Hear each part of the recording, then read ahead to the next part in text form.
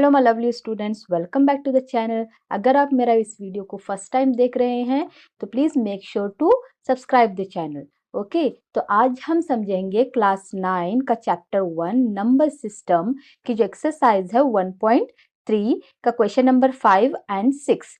दो क्वेश्चंस इस वीडियो में हम सॉल्व करेंगे। सो हमारा फिफ्थ क्वेश्चन है, what can the maximum number of digits be in the repeating block of digits in the decimal expansion of 1 by 17. Yes, and perform the division to check your answer. तो यहाँ आपको क्या करना है, 1 by 17 को क्या है डिवाइड करना है। उसके बाद जो उसका डेसिमल एक्सपांशन आता है तो उस डेसिमल एक्सपांशन में कितने नंबर्स जो है वो रिपीट हो रहे हैं, कितने डिजिट्स रिपीट हो रहे हैं उनके रिपीटिंग ब्लॉक में, वो आपको बताना है। ओके, तो चलिए स्टार्ट करते हैं डिवाइड करना। तो हमें क्या डिवाइड करना है, 1 को डिवाइड करना है 17 से। 1 by 17 है, सो 1 को 17 से डिवाइड करना है। राइट, 1 जो है हमारा 17 से छोटा है, तो इसलिए हम क्या करेंगे, यहाँ पर एक डेसिमल पॉइंट लगा देंगे और यहाँ पर एक 0 ऐड कर लेंगे। राइट, अभी भी जो है ये 10 है और ये 17, जो 10 जो है 17 से स्टिल छोटा है, तो इसीलिए हम क्या करेंगे, एक और यहाँ पर 0 लगाकर एक और 0 को ऐड कर लेंगे। ओके, देन नेक्स्ट 17 का टेबल हमें, 17 के टेबल में 100 नहीं है, तो 17 5 जा 85, उससे छोटा नंबर 85 है। ओके, सो 17 5 जा 85, तो 100 minus 85 is what here 15. Right, then next 17 के टेबल, उसके बाद क्या करना है, यहाँ पर एक और 0 ऐड कर लेना है। एक बार डेसिमल पॉइंट आपने लगा लिया तो आप 110 ऐड कर सकते हैं, एक साथ में 2 0 नहीं ऐड कर सकते। 17 8 जा 136। Right, then next 150 minus 136 is what here 14. Okay, then next add 0. Yes, then 17 8 za again 136. Okay, 140 minus 136 is what here 4. Right, then add 0. 17 2 za 34. Yes, then 40 minus 34 is what here 6. Then again add 0. Okay, then 17 3 za 51. Right, then 60 minus 51 is what here 9. Yes, then again 17 5 za,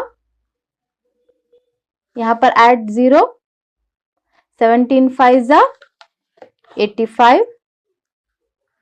Then 90 minus 85 is what here 5. Then again add 0. Yes, then 17 2 za 34. Yes, then 50 minus 34 is what here 16. Then add 0. Yes, so here 160 पर हमने stop किया है, तो यहीं पर हम और एक बार स्टार्ट करेंगे। सो 160 हमारा लास्ट रिमाइंडर था। ओके, देन नेक्स्ट 17 9 जा 153. So 160 minus 153 is what here 7.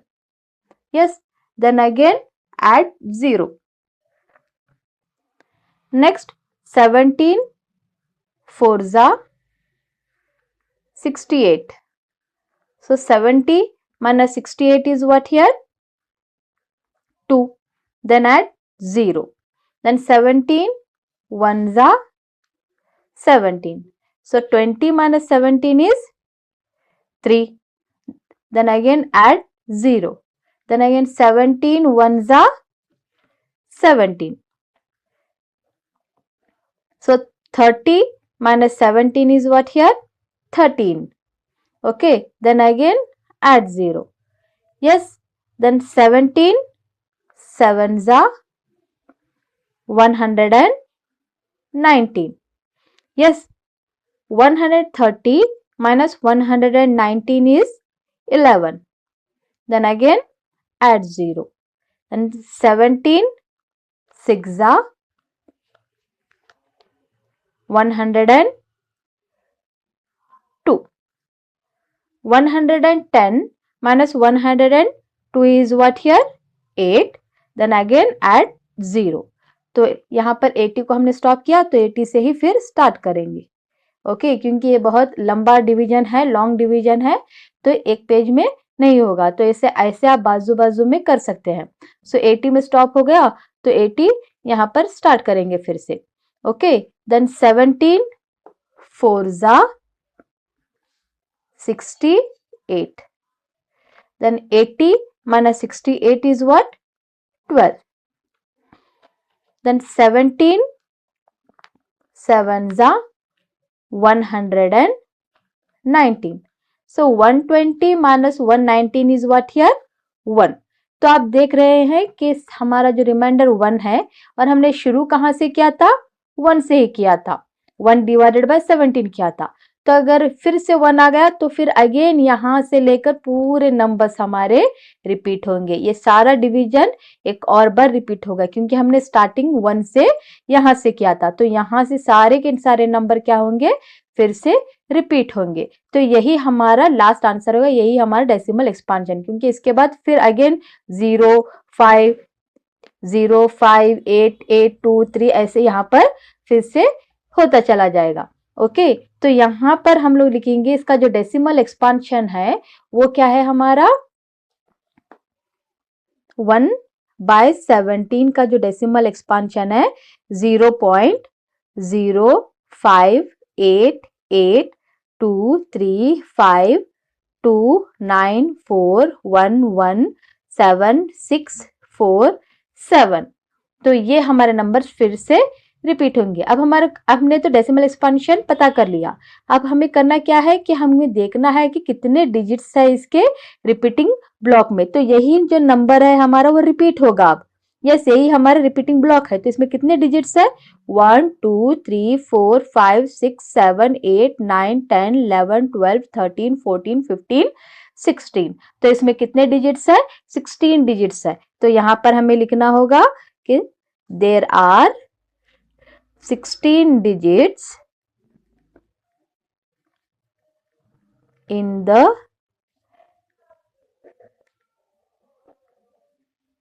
repeating block of the decimal expansion of 1/17। Yes, तो इसी के साथ 5th क्वेश्चन जो है हमारा वो खत्म होता है। अब हम देखेंगे क्वेश्चन नंबर 6। तो क्वेश्चन नंबर 6 क्या है? Look at several examples of rational number in the form p by q where q is not equal to 0. Okay, where p and q are integers with no common factors other than 1 and having terminating decimal representation or expansion. Can you guess what property q must satisfy? इसका मतलब क्या है? Full question का मतलब क्या है? कुछ examples है हमारे जो रैशनल नंबर के जो p by q के फॉर्म में है। ओके, तो ऐसे नंबर्स, ऐसे रैशनल नंबर जो p by q के फॉर्म में हो, where p and q are integers, जहां पर p and q इंटीजर्स है। ओके, कोई भी integers with no common factors other than 1, जिसका कॉमन फैक्टर 1 के सिवा कोई और ना हो। जैसे हमने एक एग्जांपल लिया है यहाँ पे 2/5, तो 2 and 5 का कॉमन फैक्टर क्या है? 1 है। इसका मतलब क्या? 2 and 5 कौन से एक कॉमन टेबल में आता है? सिर्फ 1 के टेबल में, इसके सिवा कोई और टेबल में ये दोनों नंबर नहीं आते। ओके, तो इसलिए इनको कहा जाता है ये क्या है? सिर्फ कॉमन फैक्टर इनके सिर्फ 1 है। सिर्फ 1 के टेबल में ये दोनों नंबर्स आते हैं और कोई और टेबल में ये दोनों नंबर्स एक साथ नहीं आते। Okay, so here also 3/5। Yes, तो 3 and 5 का जो कॉमन फैक्टर है वो सिर्फ 1 है। 1 के सिवा कोई और नहीं है। कॉमन फैक्टर मतलब जो सिर्फ एक टेबल में आते हों। ओके, तो 3 and 5 सिर्फ 1 के टेबल में आते हैं। 3 and 5 1 के टेबल के अलावा किसी और टेबल में नहीं आते। Okay, examples of rational numbers, जो रैशनल नंबर्स के एग्जाम्पल जो p बाई क्यू के फॉर्म में है, जहां पर p एंड q इंटीजर्स है और कॉमन फैक्टर उनका क्या है, सिर्फ 1 होना चाहिए, and having terminating decimal expansion, तो उनका जो डेसिमल एक्सपांशन है वो टर्मिनेटिंग ही होगा। टर्मिनेटिंग मीन स्टॉप हो जाएगा, ओके, वो रिपीटिंग या फिर नॉन टर्मिनेटिंग नहीं होगा। उसके बाद जो हमारा क्वेश्चन है क्या है, can you guess what property Q must satisfy, तो बगैर डिवीजन के भी हम सिर्फ ये देखते ही p बाई क्यू के फॉर्म में क्वेश्चन देखते ही मालूम कर सकते हैं कि इनका जो डेसिमल एक्सपांशन है वो टर्मिनेटिंग है या फिर नहीं है। तो आप तो क्यू की प्रॉपर्टी क्या हो सकती है जिससे आप गेस कर सकते हैं कि ये जो दिया गया क्वेश्चन है इसका जो डेसिमल एक्सपांशन है वो टर्मिनेटिंग है। ओके, तो कुछ एग्जाम्पल मैंने यहाँ पर ली है। फर्स्ट एग्जाम्पल 2 बाय 5, यस, तो इसको डिवाइड करके देखते हैं। तो 5 outside and 2 inside, right.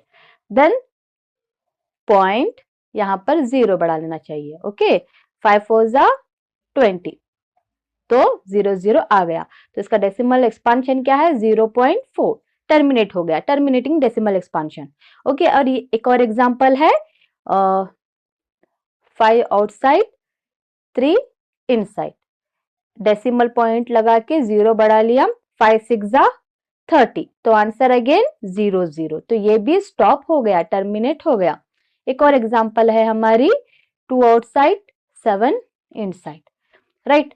The next 2 3 जा 6, right, remaining is 1, decimal point add 0, 2 5 जा 10, so answer 0 0, तो ये भी हमारा डेसिमल एक्सपांशन क्या है, टर्मिनेटिंग है, ओके।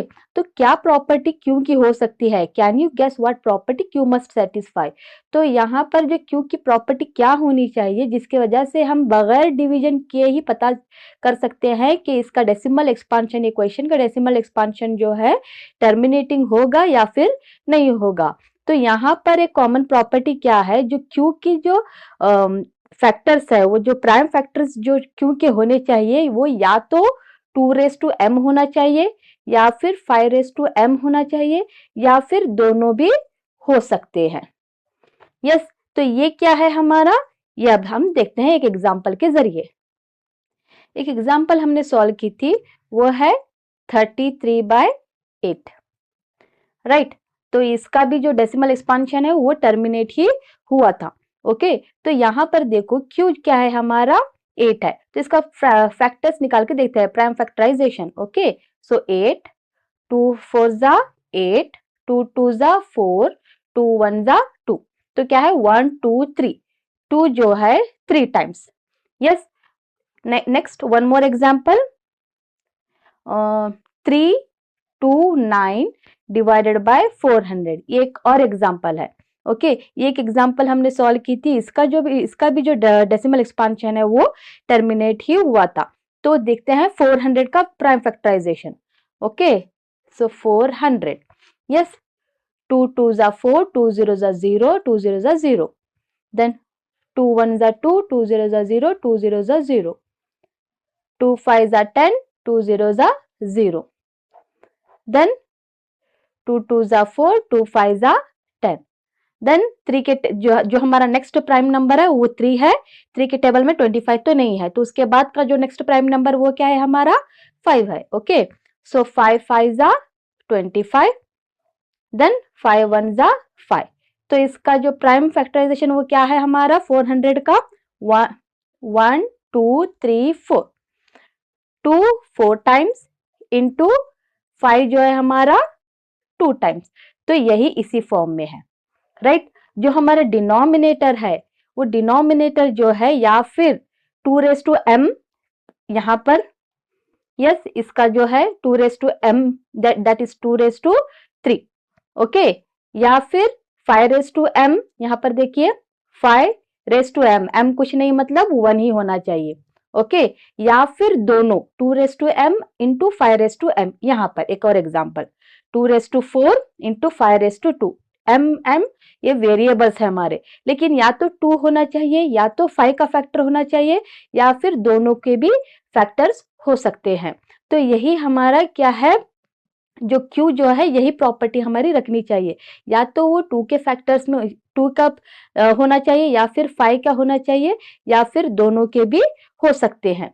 तो यहाँ पर मैंने लिखा है उसका answer, the prime factorization of Q has only powers of the prime factorization of Q। Q क्या है, हमारा डिनोमिनेटर है P बाय Q, तो Q की प्रॉपर्टी ही पूछ रहा है क्वेश्चन में कि Q की प्रॉपर्टी क्या सेटिस्फाई हो सकती है। ओके, तो Q क्या है हमारा, prime factorization of Q has only powers of, power किसका पावर, या तो 2 का, या फिर पावर ऑफ 5, या फिर 5 का, या तो 2 का पावर, या फिर 5 का पावर, या फिर दोनों का पावर, और बोथ। यस, यही उसका आंसर है। राइट, तो आप क्या कर सकते हैं, यहां से एग्जाम्पल्स सॉल्व कर सकते हैं, एक दो एग्जाम्पल सॉल्व करके दिखाओ यहां से यहां तक, उसके बाद ये लिख सकते हैं। वैसे तो एग्जाम के लिए इंपॉर्टेंट नहीं है, बट इसको समझ लेना भी बहुत जरूरी है। ओके, तो इसके क्या जो है प्रॉपर्टी हो सकती है, एमसीक्यूज में भी पूछ सकते हैं कि क्योंकि प्रॉपर्टी क्या होनी चाहिए। तो आपको ये याद रखना चाहिए कि या तो वो 2m होना चाहिए, या फिर 5m, या फिर 2 × 5, या तो 2 का पावर ऑफ 2 होना चाहिए, या फिर पावर ऑफ m5 होना चाहिए, या फिर दोनों के भी पावर्स चल सकते हैं। ओके, 2 और 5 होना जरूरी है उसके डिनोमिनेटर में, या तो 2 या तो 5, या फिर उसके पावर्स के साथ, जैसे यहाँ पर है 2⁴ 5²। देखो यहाँ पर 2 है और यहाँ पर 5, पावर कुछ भी होगा चलेगा, बट ये 2 और 5 जो हमारा बेस है वो या तो 2 होना चाहिए, या तो 5 होना चाहिए, या फिर दोनों हो सकते हैं। ओके, जैसे 400 है, तो 400 में ना 2 है ना 5 है, तो आपको प्राइम फैक्टराइजेशन करके ही पता चलेगा कि उसमें ये 2 और 5 आते हैं या नहीं। ओके, तो यहीं पर हमारा क्वेश्चन नंबर 6 जो है खत्म होता है। तो क्वेश्चन नंबर 7, 8 के लिए हम मिलते हैं अगले वीडियो में, तब तक के लिए बाय।